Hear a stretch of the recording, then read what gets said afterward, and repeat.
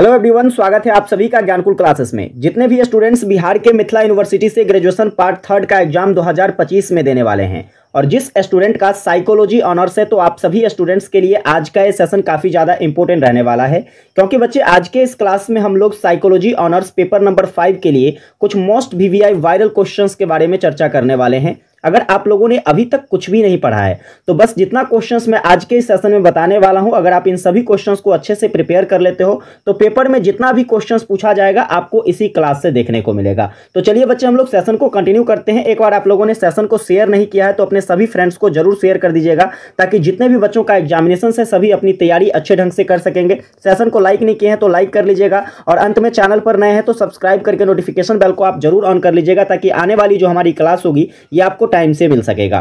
देखिए बच्चे, बात करेंगे क्वेश्चंस की, तो आप लोगों से जो क्वेश्चंस पेपर में पूछा जाता है इसमें सबसे पहला क्वेश्चन जो है ऑब्जेक्टिव क्वेश्चंस होता है, जिसमें आपको 10 क्वेश्चंस देखने को मिलेगा। प्रत्येक 2 मार्क का क्वेश्चंस होगा, यानी कि टोटल यहां से आपके 20 मार्क कवर होते हैं। अब रही बात कि आप लोग ऑब्जेक्टिव की तैयारी करोगे कैसे। समय तो आपके पास बहुत कम बचे हुए हैं, तो इतने कम समय में प्यारे बच्चे मैं आप लोगों के लिए ऑब्जेक्टिव की एक महामैराथन क्लास लेकर आने वाला हूं आज के इस क्लास के बाद।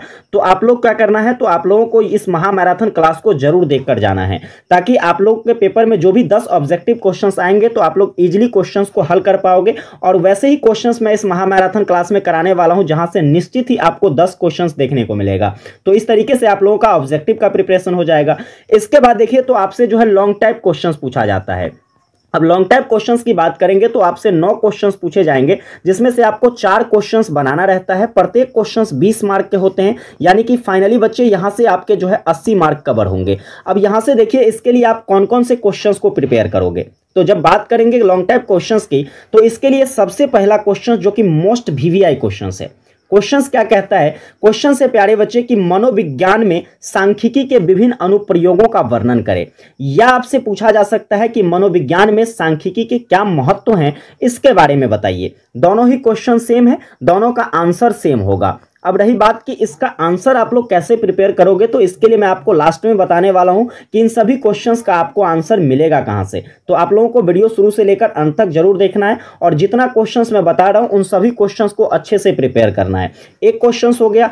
दूसरा क्वेश्चन ये भी आपके पेपर के लिए मोस्ट वीवीआई क्वेश्चन रहने वाला है, सहसंबंध के विभिन्न प्रकारों का वर्णन करें। बार बार एग्जाम में सहसंबंध पूछा जाता है, इसलिए आपको इसे अच्छे तरीके से जरूर पढ़ लेना है। समझ गए। चलिए आगे देखेंगे अगला नंबर क्वेश्चंस क्या पूछा जा सकता है। तो भाई साहब, यहां पर देखिए आपसे क्वेश्चन पूछा जा सकता है कि काय वर्ग के गुण या दोषों का वर्णन करें, या फिर आपसे पूछा जा सकता है कि काय वर्ग परीक्षण की मान्यताओं या फिर इसके उपयोगों का क्या करें, उल्लेख करें। ठीक है, तो यहां पर आपको काय वर्ग के बारे में अच्छे तरीके से तैयारी कर लेनी है और ये क्वेश्चंस फिक्सेबल क्वेश्चन है प्यारे बच्चे। ठीक है, आउट कर लीजिए कि ये क्वेश्चंस पक्का आपसे पूछा जाएगा काय वर्ग 2025 में। ठीक है, चलिए आगे देखते हैं। एक और मोस्ट वीवीआई क्वेश्चंस देखना क्वेश्चंस है, वैषम्य से आप क्या समझते हैं और इसके प्रकारों के बारे में बताइए। ठीक है, वैषम्य क्या होता है और इसके क्या क्या प्रकार हैं, उस प्रकार के बारे में आपको उल्लेख करना है। तो ये 4 क्वेश्चंस हो जाते हैं यहां से। चलिए आगे बच्चे देखेंगे, 5वां क्वेश्चंस आप लोगों को प्रिपेयर करना है, औसत विचलन से आप क्या समझते हैं।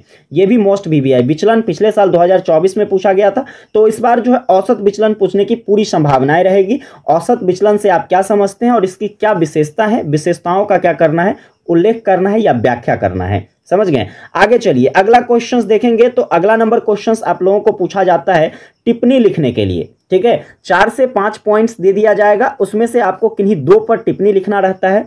जैसे कि देखिए इस बार पूछा जा सकता है माध्य पर टिप्पणी लिखिए। इसके बाद बच्चे आपसे पूछा जा सकता है आवृत्ति आयत चित्र पर टिप्पणी लिखें। फिर आपसे पूछा जा सकता है अप्रचालिक सांख्यिकी क्या है, इसके बारे में बताइए। ठीक है, ये 3 शॉर्ट नोट्स आप लोगों को तैयार कर लेना है, जिसमें से 2 शॉर्ट नोट्स आपको निश्चित तौर पर पूछे जाएंगे। समझ गए। चलिए आगे बढ़ते हैं। अगला सवाल देखिएगा, मोस्ट वीवीआई लगाइए क्वेश्चंस। ठीक है, पक्का छपने वाला क्वेश्चंस है और क्वेश्चंस क्या कहता है, देखो यहां पर कुछ आंकड़े दिए हुए हैं, जैसे कि x y। ठीक है, x में कुछ मान दिए गए हैं यहां पर और y का कुछ मान यहां पर दिया गया है। ठीक है, ये आंकड़ा है और इस आंकड़े का प्यारे बच्चे क्या करना है, तो गुणन आघूर्ण विधि से आपको सहसंबंध ज्ञात करना है। अब ये मैथमेटिकल क्वेश्चंस है, वैसे आप इसे रट्टाफिकेशन के तरीके से याद नहीं कर सकते हो। तो आपका सहसंबंध निकाला कैसे जाता है, तो इसका क्वेश्चंस का जो आंसर है प्यारे बच्चे अपने टेलीग्राम पर मैं सॉल्व करके जो है आपको डाल दूंगा, वहां से आप लोग देख लीजिएगा कि कैसे सहसंबंध निकाला जाता है। जरूरी नहीं है कि आंकड़ा आपको पेपर में यही दिया जाएगा, आंकड़े बदलकर भी दिए जा सकते हैं, लेकिन क्वेश्चंस को जो हल करने का तरीका होगा बच्चा वही होगा जो मैं आपको बताऊंगा सॉल्यूशन में। तो वैसे ही जब भी आपसे सहसंबंध निकालने के लिए पूछा जाएगा गुणन आघूर्ण विधि से, तो बच्चे आपको वैसे ही निकालना है, समझ गए। इसके बाद देखिए यहां से क्वेश्चन पूछे जा सकते हैं माध्यिका निकालने के लिए। ठीक है, पिछले साल जो है माध्य पूछा गया था, तो इस बार पूरी संभावना है कि आपसे माध्यिका पूछा जाएगा। जैसे कि देखिए यहां पर आंकड़े दिए गए हैं, वर्ग अंतराल है, बारंबारता दिया गया है। ठीक है, और इस आंकड़े का प्यारे बच्चे माध्यिका निकालना है। अब बहुत सारे बच्चों के दिमाग में आ रहा होगा कि सर माध्यिका वही वाला जो हम लोगों ने क्लास 10th में पढ़ा था। नहीं बच्चे, ठीक है, ये क्लास 10th वाला माध्यिका नहीं है। यहां पर माध्यिका निकालने के जो तरीके होते हैं वह अलग टाइप का होता है।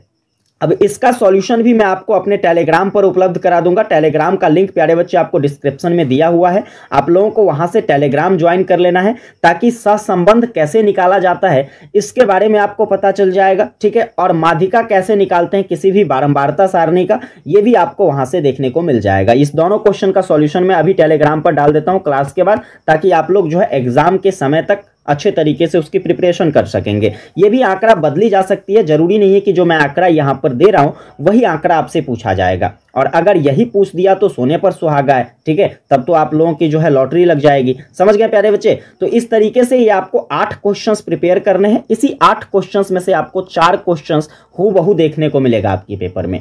अब आइए थोड़ा सा बात कर लेते हैं कि गुरुजी हम इसका आंसर कैसे प्रिपेयर करें। और पेपर में सबसे बड़ा सवाल ये रहता है कि पेपर में जो है हम लोग इसका आंसर राइटिंग करेंगे कैसे। ठीक है, तो आंसर राइटिंग करने का बच्चा यहां पर आपको यूनिक तरीका ढूंढना है। अब यूनिक तरीका कैसे है, जैसे मान लीजिए यहां से मैं कोई क्वेश्चंस उठा लेता हूं।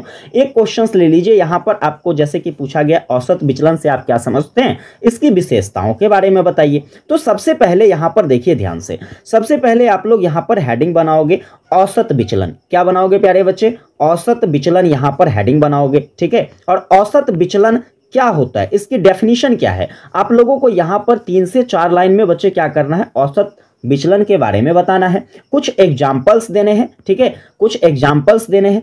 इसके बाद देखिए यहां पर आप लोगों को हेडिंग बनाना है औसत विचलन की विशेषता। क्या बनाएंगे हेडिंग, औसत विचलन की विशेषता। ठीक है बच्चे, अब यहां पर आप लोगों को औसत विचलन की विशेषता हेडिंग बनाने के बाद आपको क्या करना है, तो यहां से नीचे जो है इसकी 4 से 5 विशेषताओं के बारे में आपको बताना है, और 4 से 5 विशेषताओं का आपको डिटेल एक्सप्लेनेशन भी देना है। तो इस तरीके से आप लोग अगर आंसर राइटिंग करोगे तो लिखना भी आपको कम पड़ेगा, और बच्चे यहां से पेपर भी आपके ज्यादा यहां पर क्या होंगे, भरेंगे, और इससे आपको बेहतरीन मार्क मिलने की पूरी संभावनाएं रहती है। समझ गए। अब बात करेंगे हम लोग इसकी आंसर राइटिंग की, तो मैं कोशिश करूंगा कि आप लोगों को इन सभी क्वेश्चंस का आंसर अपने टेलीग्राम पर उपलब्ध करा दूं, ताकि बच्चे आप लोग वहां से इसका आंसर देख पाएं, और पेपर जब आपका पेपर है तब तक आप अच्छे तरीके से बच्चे इसकी तैयारी कर सकोगे। अगर मान लीजिए मैं उपलब्ध नहीं करा पाता हूं, तो आप लोगों को या तो इस क्वेश्चंस को किसी गेस्ट पेपर के माध्यम से अपना आंसर राइटिंग तैयारी कर लीजिएगा, या आप देखिए तो बहुत सिंपल सा है,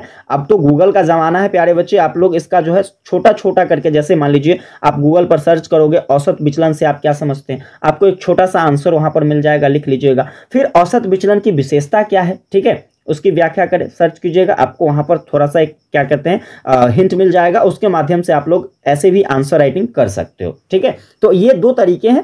आपको विशेषतः मैं कोशिश करूंगा कि आपको खुद का जो है हमारा जो आंसर सीट है वो आंसर सीट मैं उपलब्ध करा दूं, ताकि बच्चे आप अच्छे तरीके से अपनी तैयारी कर सकेंगे और एक सटीक नोट्स भी आपको मिल सकेगा। ठीक है, तो ये कुल मिलाकर आज की जो सेशन रही, मैं उम्मीद करूंगा कि आप लोगों को आज का सेशन हेल्पफुल लगा होगा। एक बार कॉमेंट करके जरूर बताइएगा कि आज का सेशन आपको कैसा लगा। अगर सेशन प्यारे बच्चे आपको हेल्पफुल लगती है, चैनल पर नए हैं, सब्सक्राइब नहीं किए हैं तो सब्सक्राइब करके नोटिफिकेशन बेल को आप जरूर ऑन कर लीजिएगा, ताकि पेपर नंबर 6 और पेपर नंबर 7 की बच्चे क्या हो सके, आपको वीडियो टाइम से मिल सके। पेपर नंबर 8 तो आपका प्रैक्टिकल होने वाला है साइकोलॉजी ऑनर्स वालों का। इसके बाद देखिए पेपर नंबर आपका जो जीएस पेपर होगा बच्चे, जो कि 100 मार्क का ऑब्जेक्टिव क्वेश्चन होगा, ठीक है।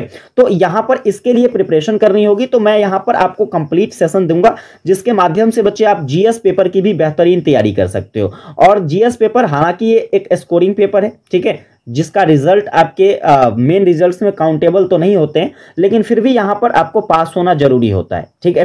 तो कम से कम आपको पास होने के लिए 30 नंबर तो चाहिए ही चाहिए भाई साहब, है कि नहीं। तो 30 ऑब्जेक्टिव क्वेश्चंस आपको सॉल्व करने होंगे, ये पूरे के पूरे 100 के 100 ऑब्जेक्टिव क्वेश्चंस वाला होगा, ठीक है।